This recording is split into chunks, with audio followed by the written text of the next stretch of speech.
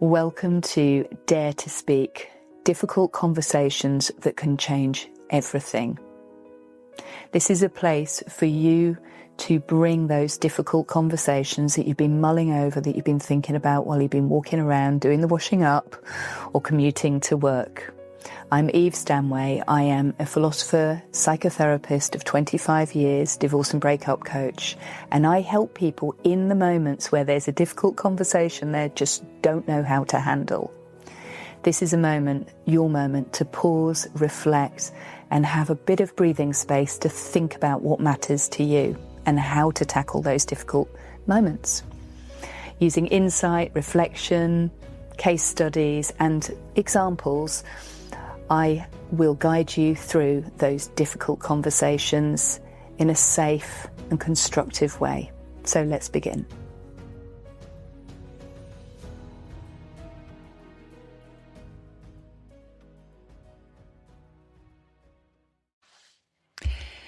Hello and welcome to episode 24 of Dare to Speak, difficult conversations that change everything. If you're watching me on YouTube, you'll notice I'm in a slightly different space today. That is because there's work happening in my usual podcast room, but this will be the same kind of content. So today I am going to have a questions and answers episode, actually. I think it may be useful for some of the listeners to hear how I respond to the questions or the problems that happen day to day in the coaching space when we're talking about difficult conversations. So as you know, I work very much from the principle that when we are arguing, we're not connecting. We're trying to prove a point. We're trying to persuade the other person. And when we are disagreeing, what we're doing is explaining to somebody who looks at the world differently, who has a different perspective, what our perspective is. And hopefully we're seeking their perspective on how they're experiencing the world, what they're noticing as going on. What I want to do in this episode is dive a little bit deeper into some of the issues that I find in day-to-day life. Some of you won't know that as a divorce and breakup coach, I actually work with quite a few people who want to stay married. They've come to see me really because they are experiencing their relationship breaking down. And for them, I work with them usually for about 6 months or so. That is how long it really takes to get behavioural change to happen. And I work on the dynamic of the interactions in their marriage to see what we can do. So I thought it'd be useful today to share some of the types of issues that I deal with on a day-to-day basis. And I've been doing this for 25 years, so you can imagine lots and lots of stuff comes up. But what you might be surprised about is a lot of it's very mundane, or it can seem very mundane. But whether or not it is mundane, it depends how it's impacting people. Let's use the kind of example that comes up really, really often, which is somebody who says, "Oh, I've done the laundry." Oh, you've done the laundry. That's amazing. What does that mean? Well, it means that they've taken the laundry basket, brought it downstairs, put the laundry in the washing machine. They may have sorted out the whites and the colours and they've put a load on. Perhaps they've taken it out and put it in a basket ready for the next load to go in. Maybe they've hung it out. And that can feel like that's quite a big job. Perhaps it's all the way through from getting the laundry from the basket, putting it down into the washing machine, putting the load on, waiting till it's done, hanging it out, and then folding it and putting it away. And somebody might do that and really feel like they've done a really, really, really complete job. They've done the whole thing. Aren't they brilliant? And then what can happen is this, and this is where the micro kind of problems happen in a marriage. It may be that they did all of those things, but because they're not used to doing it, they miss the bit where they go around the kids' rooms and they check for the kids' laundry piles, or they check in the bathroom because, there's stuff that's always left on the floor, or they don't realize that some of the things actually, when they come out and they get dried, if they're being put in a tumble dryer, they need to be hung up. Otherwise, they're going to be harder to iron. Or it could be that something has been washed and put in the washing machine and it's hanging out, but actually it's needed for the next morning and it's not going to be ready on time. So what happens is the job is done and yay, I've done the job. And that's really, really good. And then the person who you're expecting to be pleased, to appreciate it, to have gratitude, just doesn't. And in that moment, there's a whole load of things that happen. I want you all to think back to when you were children and when you tried to help out. And you might have had a parent who was very wonderful and kind, and when you helped out, they were willing to look past the mistakes and the faults because they were just so happy that you were trying to help. Those people quite often aren't listening to this podcast. That's what I'm going to say. They're often not. The people who are listening to this podcast are more often the ones who were always trying to help, were always trying to be really good and really helpful, and they felt they always got criticised. They felt that regardless of what they did, they received criticism. So they experience doing the laundry as they see it, and their partner isn't happy, isn't grateful, says, well, I do it every day. And so what happens is that little opportunity for connection gets lost. And it isn't really anybody's fault, but it is the responsibility of both of them. Because when that attempt to connect or to do something gets lost, then building that stronger relationship is unlikely to happen. At any moment of performance, and I would like you to think about whether you've ever had an experience of being on stage, or whether you've got your own podcast perhaps, or you've had to give a presentation at work, or you remember when you were a kid. When we're exposing ourselves to the world in that way, we're doing it really often in the hopes that it will be noticed and approved of. I know that there are some people who have kind of flipped the other way and they kind of do things because they've lost faith in being noticed. They've lost faith in gratitude. So what happens is they do things and nobody will appreciate it anyway, so what's the point? But what I'm talking about is when we are doing something and we're hoping that people will like it. And if we feel rejected in that moment, or if we feel that they didn't like it or we got it wrong, it can be quite devastating to our ability to have another go. Now, you might actually be going, yes, Eve, but, this is a grown adult. They should know how to do the laundry, or they should do it without wanting to be praised. Maybe that's what you're thinking. I would say, and this is what I say to people, in a fluid functioning system where people feel valued and appreciated, there is much less need for praise and recognition. In a situation where things are beginning to go wrong, when what is happening is that there's psychological fear or lack of safety between the couple, where people are expecting to be criticised or rejected or shamed or blamed, or where there's shutdowns happening, or where kitchen sinking, which I had another episode on, where there is kind of piling on blame and shame and so forth. When a relationship is like that, then actually positive praise and appreciation is really, really important. It really matters. And how we praise somebody who we feel fundamentally should know how to do it already is really complicated, because we can be saying, oh, well, thank you for doing that. But there's that little eye roll that comes in. So tackling this is really tricky. It isn't simple or straightforward. Within workplaces, there are often clear ideas about what is and isn't expected. We have job descriptions, and most people who work in an organisation will have had a CV, which has laid out very clearly what they are capable of and what they can do. And they will have a job description that will tell them what the expectations in the role are. And they may have had an interview to check that they're suitable for the role. And they may have training and guidance and support so that they can do the role properly. That is not what happens in relationships very often. We don't check. We fall in love. We think they're cool. We fancy them. We like the way they speak, the things that they do, the stuff that they promise. The way their upbringing was different from ours. The way their attitudes to things are, enlighten us and make us feel happy. We fall in love. But in doing that falling in love, we're not checking for suitability when it comes to tasks in the future. We're not checking how much work they've done on themselves or how robust they are to correction. I really love that you did the laundry.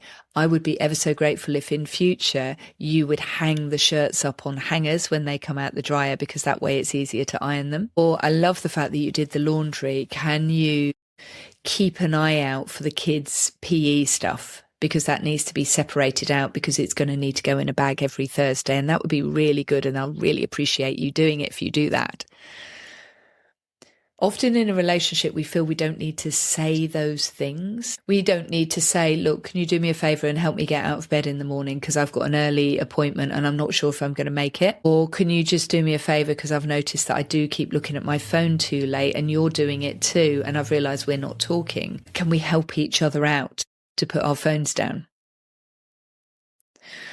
Or I really like the dishwasher to be loaded in a certain way because I feel like it's more efficient, but I notice you do it differently. And it's good that we both approach things differently. I bet that difference of approach really enhances your life. But when it comes to the dishwasher, it's not going to matter most of the time. But on the day that you're stressed and worried, it is going to matter.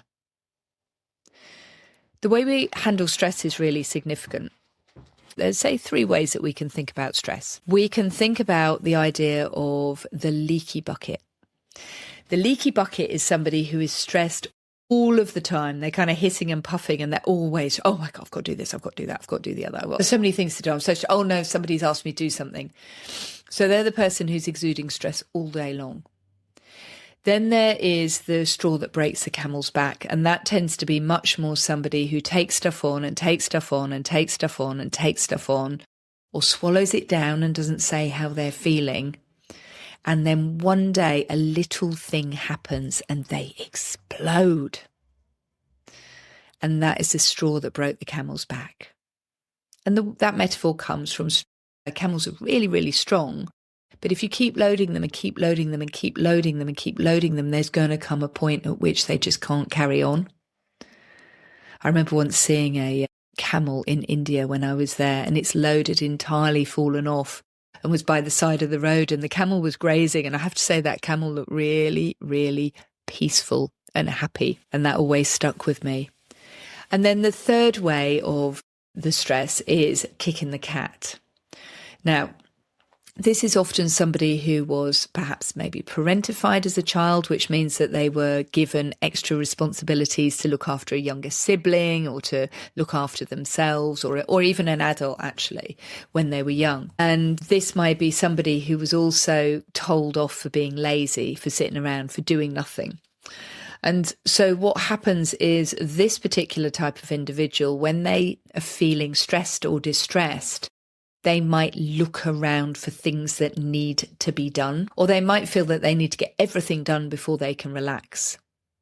This is a mindset. This is something that they've learned over time. They don't really need to get everything done before they relax. And also the world isn't going to end because the cushions are out of place or there's cutlery on the worktop counter. But the feeling can be like that. So this is somebody who's experiencing that deregulation inside, and then they come in and they're looking. They look like they're looking for something to criticize or complain about.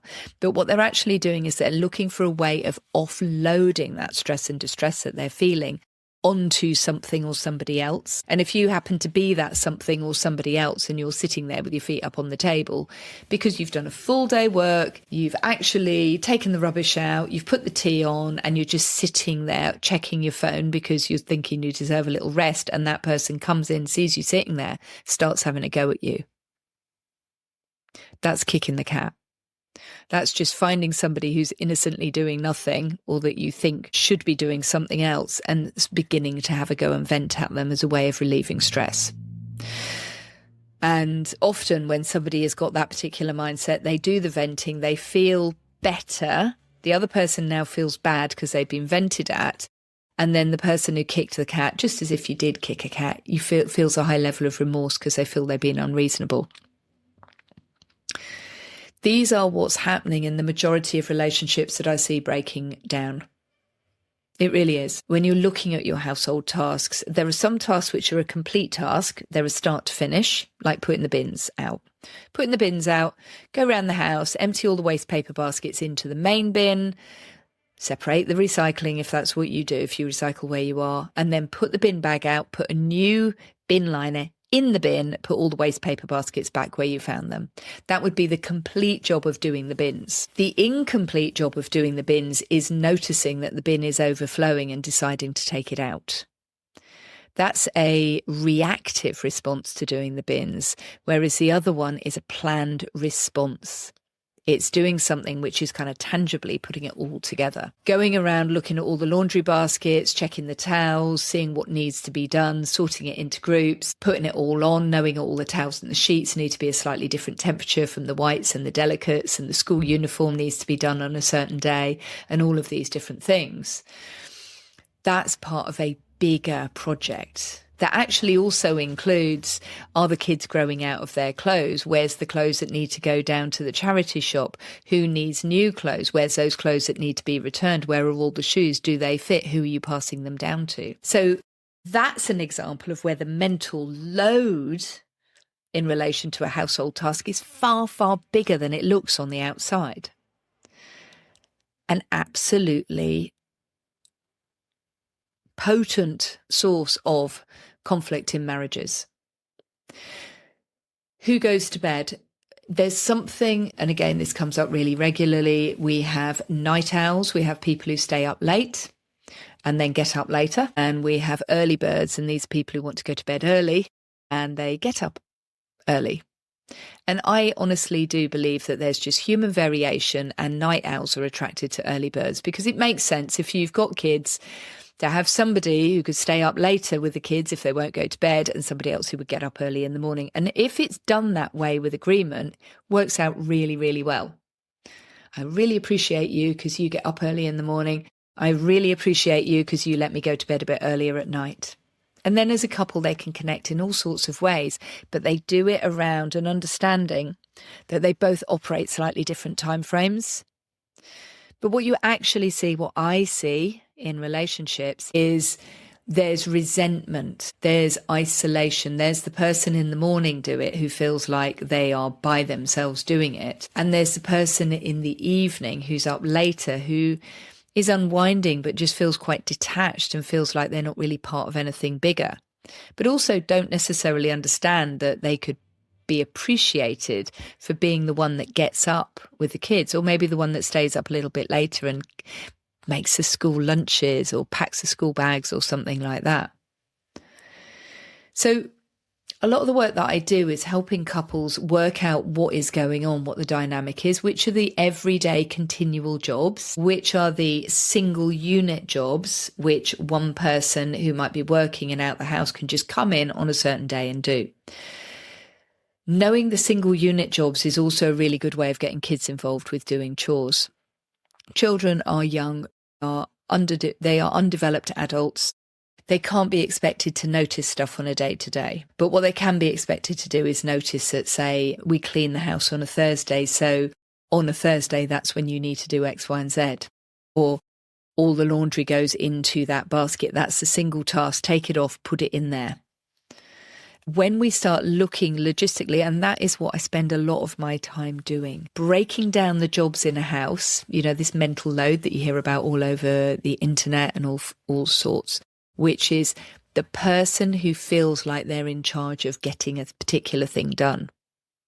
A mental load can happen because somebody else is in therapy and the person with the mental load is trying to are you doing it? Are you doing it? Are you getting it right? That can be part of how the mental load works.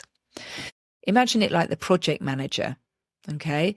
They're the project manager of the whole thing. They're the one who checks that it gets done, allocates tasks, praises or improves performance.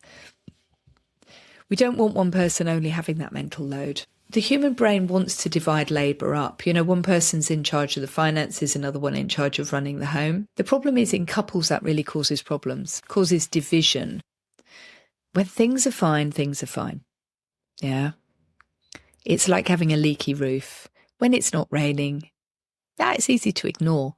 But when it's not raining is exactly when you should fix it. And if you are listening to this and you're in a relationship and you're noticing that there's a lot of argument, there's a lot of friction, perhaps it's you and your young adult.